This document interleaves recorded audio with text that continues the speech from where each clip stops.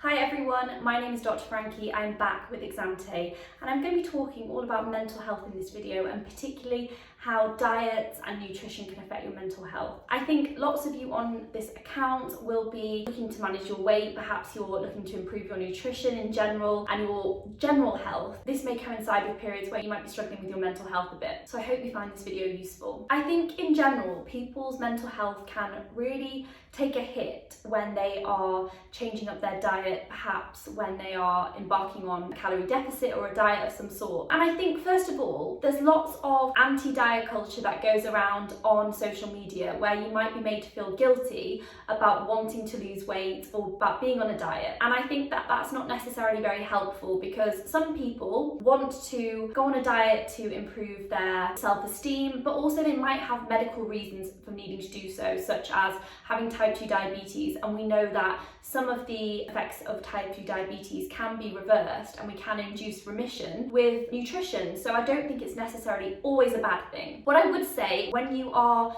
trying to change up your nutrition to keep your mental health intact, educate yourself properly. Don't do any extreme diets or anything that's making you miserable just because you don't have the adequate education about nutrition. You can definitely still eat some of your favourite foods even when you're wanting to lose weight or when you're just focusing on getting in lots of nutritional foods. It doesn't have to be one or the other. I always say it's best to focus what you're putting into your diet. So if you are thinking about filling up your plate with lots of fruits and vegetables, healthy sources of protein and carbohydrates, rather than thinking about what you're taking out of your diet, whether that be chocolate or sweets or your favourite food or alcohol and things like that, it can be a pretty miserable experience if you're always focusing on what you're cutting out and not getting. Often when we focus on putting more healthy things into our diet, like fruit and veg, we by default are less hungry and then are less likely to opt for the less nutritious food options anyway. So that can be a much more positive way of doing so. I'd also say that dieting in general can be quite isolating, particularly if the people around you aren't dieting or aren't necessarily looking after their nutrition the same way you are. And sometimes people can make comments that are a little bit derogatory. It can be quite an isolating experience. And so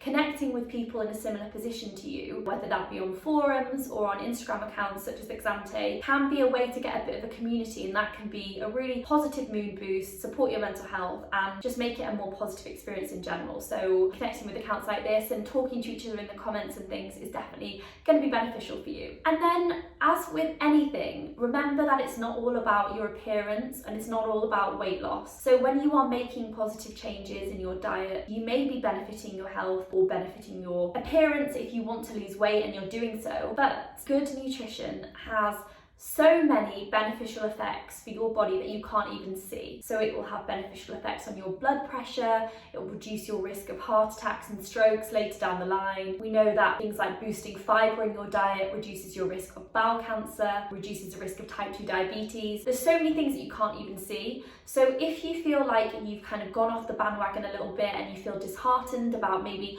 not reaching your goals as quickly as you might have hoped, try and focus on all the positive things you're doing for your health that you can't even see. That's definitely the more positive outlook to have and the more positive approach when you are focusing on your diet or dieting and such. And also don't forget how great exercise is for our mental well-being. We know that exercise releases endorphins, our happy hormones, that makes you feel much happier at the end of a workout. So if you are entering a calorie controlled diet for whatever reason, whatever your motive, don't forget the positive effects of exercise. I know that not everyone can exercise in the same way, but remember that there are lots of different types of exercise that are beneficial, whether that be walking or dancing or doing the housework or gardening. Find a method of exercise that works for you, and I think you would definitely benefit from some of the mood boosting effects of exercise. And of course, with mental health, never forget the importance of good quality sleep. We've done a video all on this. Making sure you get 8 hours of good quality sleep is going to massively improve your mental well-being, particularly if you're on a calorie controlled diet.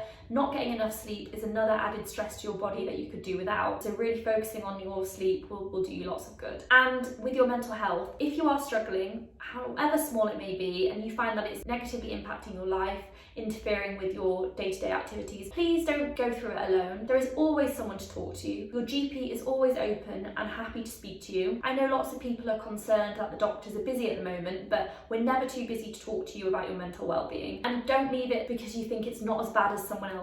It doesn't matter how bad it may be, equally, if it's affecting you, then it's important. There are lots of support services available for you. Your GP may refer you to something like cognitive behavioural therapy, maybe just give you some coping mechanisms, refer you to some support websites such as Mind UK, or in some cases you might need some medication, but please don't go through it alone. If you guys have any tips with how you cope with your mental health, particularly when it comes to dieting, please feel free to leave us a comment in the comment box below. I definitely think you guys interacting with each other via the comments will help lots of people, even if you don't think it does, and I'd love to get the conversation about this going. My name's Dr. Frankie, and I will see you in the next video. Bye now.